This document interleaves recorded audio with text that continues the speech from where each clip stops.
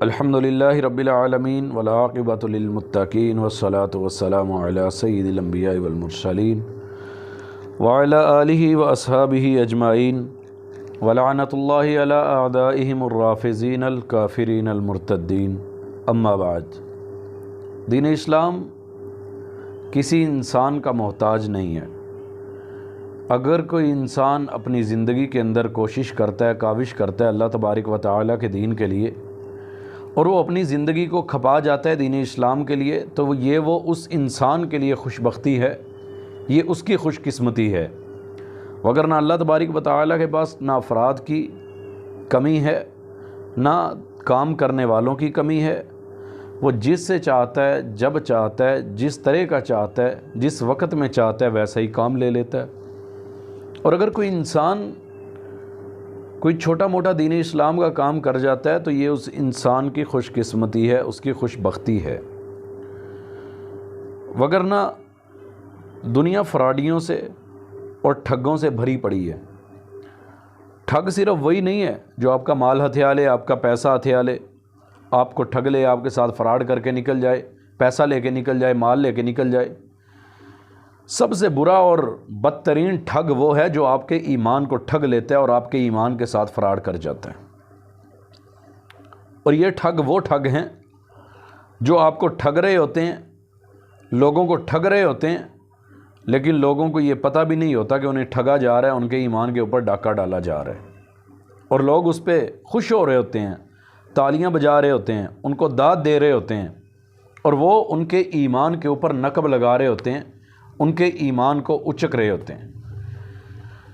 میں ابھی ایک ویڈیو دیکھ رہا تھا جس میں سما ٹی وی کے اوپر غالباً ایک پروگرام ہے بلال کتب کا۔ اس پروگرام کے اندر ایک عورت نے سوال کیا، کیا وسیلہ ضروری ہے؟ اللہ تبارک و تعالیٰ سے مانگنے کے لیے وسیلہ ضروری ہے؟ اب بلال کتب نے اپنے سامنے بیٹھے ہوئے جو علماء تھے مختلف مکاتب فکر کے، ان کی طرف اس سوال کو ریفر کر دیا۔ وہ کیا کہتے ہیں کہ حمیت جس کا نام تھا گئی تیمور کے گھر سے۔ ایک صاحب سامنے بیٹھے ہوئے، انہوں نے اس سوال کو پک کیا اور اس کا جواب دینا شروع کیا، اور فرماتے ہیں کہ اللہ تبارک و تعالیٰ نے قرآن میں کہا ہے، اور ہم ہر نماز میں پڑھتے ہیں، ایاک نعبد و ایاک نستعین، اللہ ہم تجھ ہی سے، تیری ہی عبادت کرتے ہیں اور تجھ ہی سے مدد چاہتے ہیں۔ انہوں نے کہا جی دیکھو، اب اللہ سے جب ہم نے مدد مانگی تو اللہ تبارک و تعالیٰ نے کہا کہ مانگو، کیا مانگنا چاہتے ہو؟ تو ہم نے کہا اہدنا الصراط المستقیم، ہمیں سیدھا رستہ دکھا۔ اللہ نے کہا ٹھیک ہے، میں رستہ دکھاتا ہوں۔ کن کا؟ صراط الذین انعمت علیہم، ان لوگوں کا رستہ جن پر تو نے انعام کیا۔ کہا یہ دیکھیں ہم وسیلہ ہی تو ان کو بنا رہے ہیں اللہ تبارک و تعالیٰ کی مدد مانگنے کے لیے۔ اب آپ اگر تھوڑا سا بھی عربی گرامر کو چھوڑیں، آپ وسیلہ کے لفظ کے معنی، وسیلہ لفظ کے معنی کو جانتے ہوں تو آپ کو پتہ چلے کہ وسیلہ ہوتا کیا ہے۔ اب ان حضرت نے یہ جواب دیا، بلال کتب اور اس کے سامنے جو لوگ بیٹھے ہوئے ہیں سن رہے ہیں، وہ جناب واہ واہ کر کے اس کو داد دے رہے ہیں۔ ایک اور سوال ہے بلال بھائی، میں ان کو بھی شامل کرنا چاہوں گی۔ جی السلام علیکم ورحمۃ اللہ۔ جی میں یہ کہنا چاہ رہی تھی کہ ولی اللہ کے کہتے ہیں نا، ولی اللہ کا وسیلہ لینا جائز ہے؟ ولی کا؟ ہاں ولی کا وسیلہ لینا جائز ہے؟ جی ٹھیک، میں اس کی وضاحت کرتا ہوں۔ دیکھیں سورہ فاتحہ میں ہم عام طور پر کیا کرتے ہیں، ایاک نعبد و ایاک نستعین بتا دیا، آگے نہیں پڑھتے۔ بندہ کہتا ہے کہ اللہ میں تیری ہی عبادت کرتا ہوں، تجھ ہی سے مدد مانگتا ہوں، یہ بندے نے کہہ دیا۔ اب اللہ تبارک و تعالیٰ فرماتا ہے اچھا مدد مانگ، تو بندہ پہلی مدد مانگتا ہے اہدنا الصراط المستقیم، اے اللہ مجھے سیدھے راستے پر چلا دے۔ اب سیدھا راستہ کوئی ناک کی سیدھ میں نہیں ہے۔ اللہ تبارک و تعالیٰ فرماتا ہے اچھا سیدھے راستے پر چلنا چاہتا ہے تو صراط الذین انعمت علیہم، ان بندوں کے راستے پر چل جن پر میں نے انعام کر دیا ہے۔ اے رب ہم تو تجھ سے براہ راست مانگ رہے ہیں اور تو وسیلے پر بھیج رہا ہے، اس کی وجہ کیا ہے؟ ہم براہ راست مانگ رہے ہیں، خدا وسیلہ دکھا رہا ہے، خدا وسیلہ دکھا رہا ہے۔ اب ان حضرت نے یہ جواب دیا، بلال کتب اور اس کے سامنے جو لوگ بیٹھے ہوئے ہیں سن رہے ہیں، وہ جناب واہ واہ کر کے اس کو داد دے رہے ہیں۔ اور یقینی بات ہے کہ میری تو ہنسی چھوٹ گئی اس کو دیکھ کے کہ یار الیس منکم رجل رشید، کوئی بھی آدمی پڑھا لکھا نہیں ہے۔ وہ ساتھ بیٹھے ہوئے جو دو تین لوگ، کوئی بھی اس کو پوچھ نہیں رہا کہ حضرت وسیلے میں فرق ہوتا ہے، وسیلہ کیا چیز ہے؟ جو چیز آپ بیان کر رہے ہیں، کسی بندے کا حوالہ دینا, کسی کا وسیلہ دینا یہ الگ بات ہے.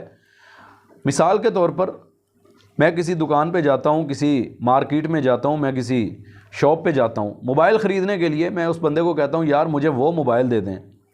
اچھا مجھے وہ موبائل دیں جو فلاں بندے کو بھی آپ نے دیا ہے. کیوں؟ وہ اچھا چلتا ہے, وہ ٹھیک ہے, میرے کام کا ہے, میرے لائق ہے, میرا کام جو ہے وہ اس سے اچھا چل سکتا ہے, تو وہ میرے لیے گزارا کرے گا, مجھے وہ موبائل دیں. اب ایک یہ چیز ہے, اور ایک چیز ہے کہ بھئی میں اس شخص کو آپ کے پاس لے کے آیا ہوں اپنے ساتھ, اس کی وجہ سے آپ مجھے موبائل دیں, چاہے پیسے کم کر کے دیں, چاہے فری میں دیں, اس کی وجہ سے آپ مجھے موبائل دیں.